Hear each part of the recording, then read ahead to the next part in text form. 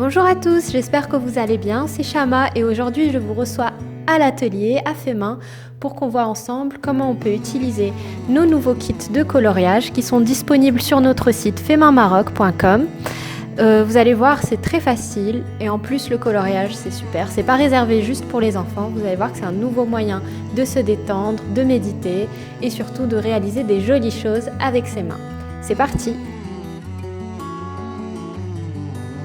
Dans chaque kit, vous trouverez tout le nécessaire pour réaliser votre coloriage. Vous trouverez ainsi dans le kit Zélige une palette d'aquarelle, un ensemble de 3 pinceaux de différentes tailles, ainsi que 5 modèles de Zélige imprimés sur du papier canson de haute qualité. Vous n'aurez plus qu'à ajouter à cela un verre d'eau. L'aquarelle, comme son nom l'indique, est une peinture diluable à l'eau et pour laquelle on utilise un maximum d'eau pour un maximum d'effet. Avant de commencer, je place mes pinceaux dans l'eau pour les assouplir.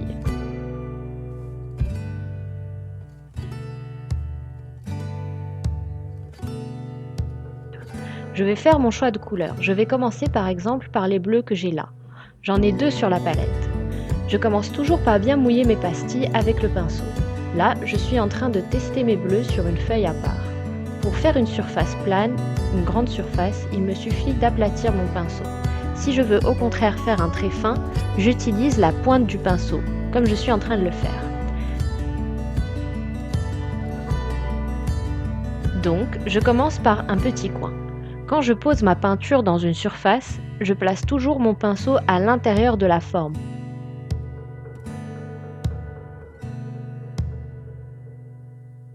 Pour m'assurer de ne pas dépasser. Je commence par les bords, puis j'étale ma peinture progressivement. Même s'il y a des endroits qui sont un peu plus clairs que d'autres, ce n'est pas grave, au contraire.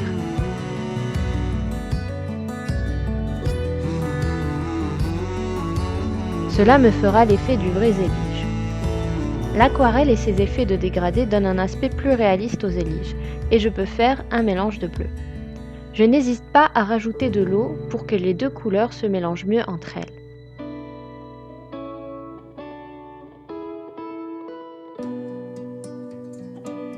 Donc quand je suis sur les bords, je fais tout doucement et je n'hésite pas à tourner ma page pour être à l'aise. Les petits effets là, qui donnent cet effet marbré, conviennent très bien à l'aspect de la céramique. Donc vous pouvez en profiter et laisser comme ça. Après, à vous de jouer sur les doses. Si je veux que ce soit plus clair, je mets plus d'eau. Et si je veux au contraire foncé, je rajoute du pigment. Voilà tout le principe de l'aquarelle. Si par exemple je trouve que j'ai mis trop de teinte, je peux essuyer avec le pinceau sec et absorber la couleur, que je remplace ensuite par de l'eau pour estomper les coups de pinceau. Ce que je fais aussi, c'est que je ne tarde pas trop quand je travaille sur une zone. Car si la peinture commence à sécher, je crée des auréoles. Alors là, on a une belle palette, elle est assez bien garnie. Mais par exemple, si on veut créer du violet, qu'on n'a pas directement dans notre palette, je vais créer cette couleur avec du bleu et un peu de rouge. C'est un peu un rouge rose que je rajoute avec le bleu. Et donc il y a des couleurs que je peux créer par des mélanges. Je peux exagérer les couleurs pour l'effet du dégradé. Je n'hésite pas à accentuer la teinte en rajoutant du pigment. Ou j'estompe en rajoutant de l'eau.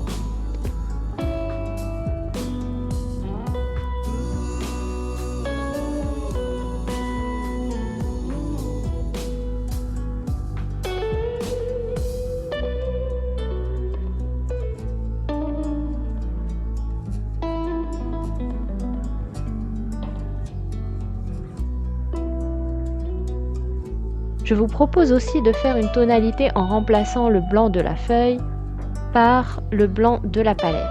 Le fait d'utiliser le blanc de la palette va opacifier la couleur. Et ainsi, nous aurons une teinte beaucoup moins aquatique, beaucoup moins translucide qu'avec l'eau.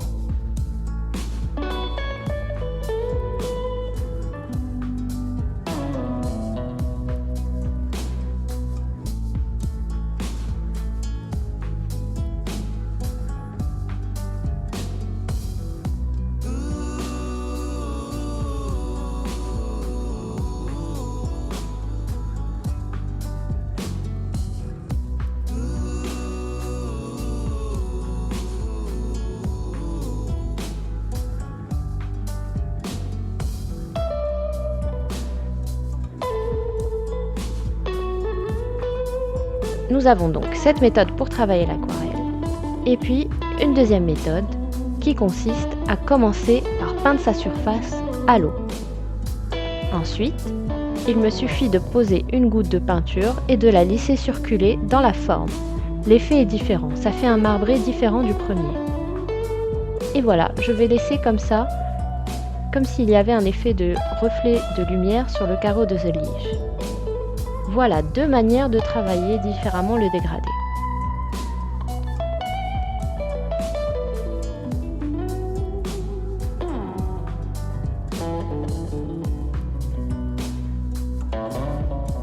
Pour une troisième technique, je vais utiliser une autre surface. Et là, avec mon jaune et mon vert, je vais créer une nouvelle tonalité de vert, un peu différente de celle qui est déjà présente sur la palette.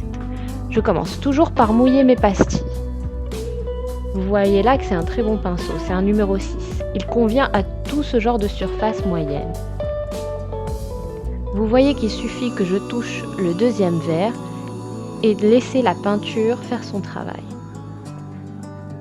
Les deux couleurs vont commencer à fusionner et créer des effets. Je peux juste me contenter d'accompagner avec le bout de pinceau mon pigment. Si je veux foncer davantage le vert, je lui rajoute du bleu. Voilà, et je vais faire ça sur les bords pour donner un effet de relief et imiter les petits carreaux de The Leash.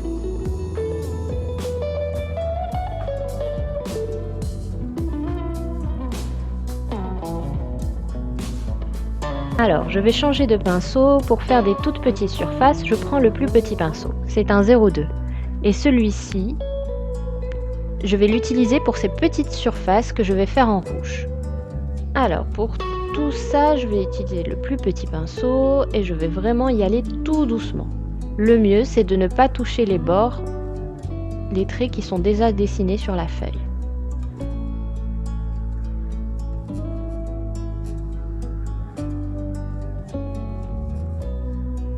Si jamais j'ai un petit accident et que je déborde, je pose un mouchoir comme ça pour absorber toute la surface et je la laisse sécher. Le mieux, c'est de ne pas la retravailler tout de suite parce que si c'est encore mouillé, ça risque de fuser à nouveau. Donc je vais passer à une autre surface et je reviendrai plus tard quand elle sera bien sèche. Si c'est une grande surface où j'ai débordé, j'absorbe ainsi avec le mouchoir, je laisse bien sécher et puis je viendrai repeindre cette surface en blanc.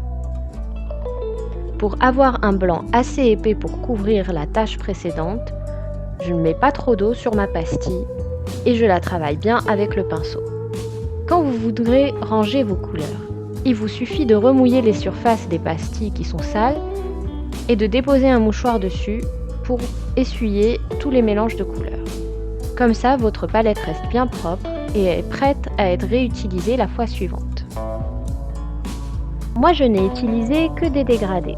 Maintenant, si je veux faire un aplat, en fait, l'aplat est très difficile à obtenir avec l'aquarelle parce que ce n'est pas vraiment fait pour ce genre de technique.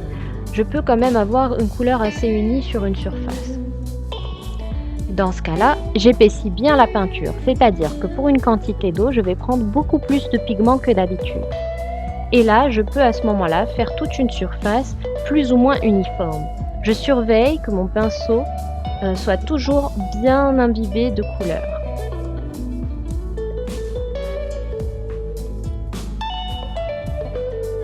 À présent, je veux réaliser un dégradé plus maîtrisé, de deux couleurs complètement opposées. Je vais commencer par poser ma première couleur d'un côté, par exemple mon rouge. Puis petit à petit, je vais ajouter ma deuxième couleur. La deuxième couleur est sur la zone intermédiaire.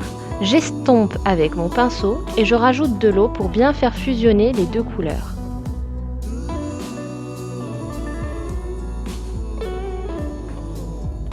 Pour arriver à l'autre extrémité sur ma deuxième couleur, le bleu.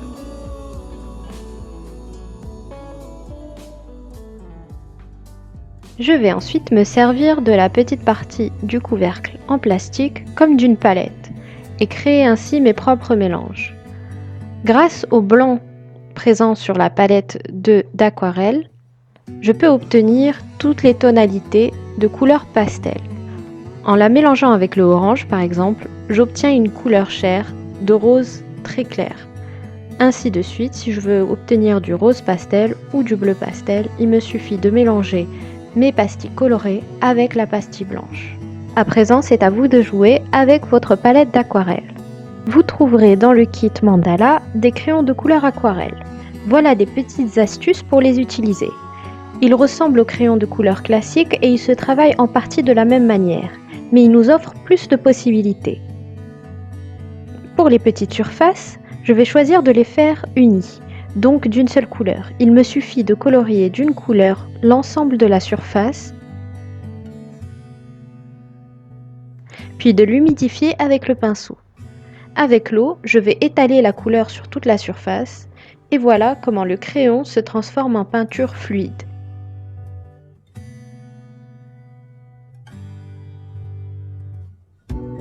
Je peux ainsi obtenir des surfaces uniformes. Alors maintenant, je vais faire une surface d'une autre couleur. Quand je veux travailler deux surfaces de différentes couleurs qui sont côte à côte, je vais éviter de les travailler à la suite. Je vais attendre que la première couleur ait bien séché avant de faire la surface juste à côté. Sinon, je risque de créer des mélanges entre les deux. Donc je saute cette surface, j'y reviendrai plus tard, et je passe à la suivante. Je vais ici réaliser un dégradé d'une seule couleur. Je ne vais pas utiliser mon crayon de façon complètement verticale pour ne pas rayer la feuille. Je le couche bien à plat pour colorier ma surface. Et je n'ai pas besoin de toujours appuyer de la même façon. La quantité du pigment dépend de la pression que je mets sur le crayon. Je crée donc un petit dégradé au crayon en changeant la pression sur mon crayon. Ça va me permettre de faire la même chose à l'eau et de retrouver mon petit dégradé lorsque je mouille ma surface. Donc le mieux c'est de travailler avec mon pinceau par petits coups. Voilà, et j'obtiens un petit dégradé.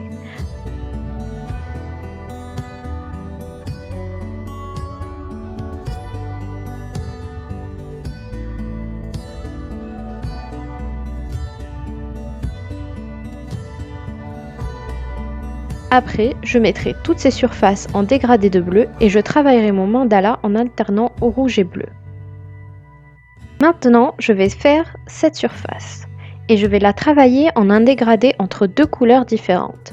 Par exemple, je vais choisir du vert clair et je vais passer par du vert foncé pour finir avec du bleu. Donc, je commence par mettre du vert clair à l'extrémité, à la pointe de ce pétale. Et pour que mon dégradé se fasse dans la douceur, je vais empiéter avec le vert foncé sur le vert clair. Le sens du coloriage m'importe peu. Que mes traits soient verticaux ou horizontaux, l'eau les diluera de la même façon.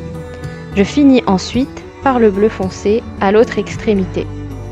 Et comme avec la couleur précédente, j'empiète sur la couleur que j'ai posée juste avant.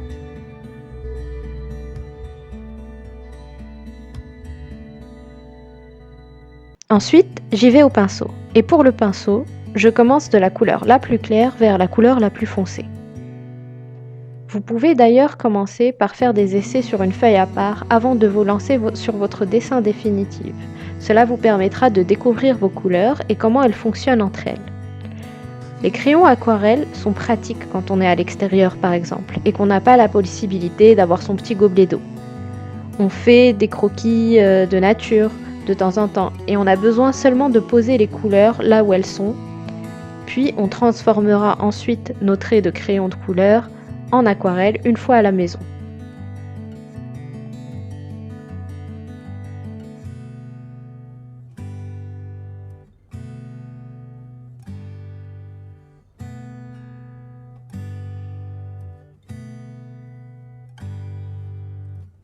Déborde, pas de panique, il suffit de remouiller la surface où j'ai dépassé et de l'estomper avec un mouchoir. Voilà mon petit dégradé.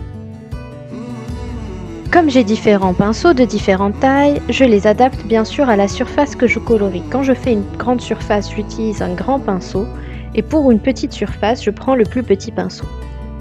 Alors sur cette surface, je vais foncer et marquer davantage les bords.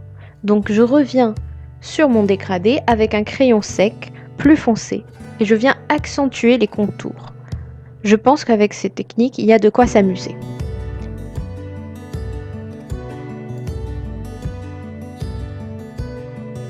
Une dernière possibilité pour utiliser mes crayons différemment.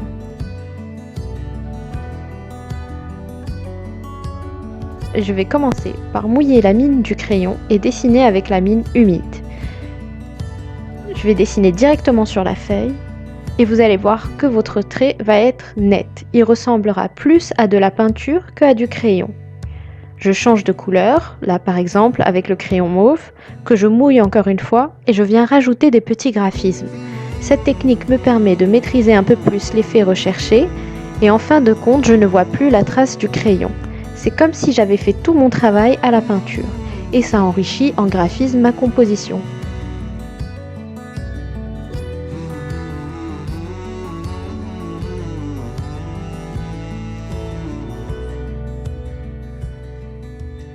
Voilà, je vous invite à essayer vos crayons et à nous envoyer toutes vos créations. À bientôt!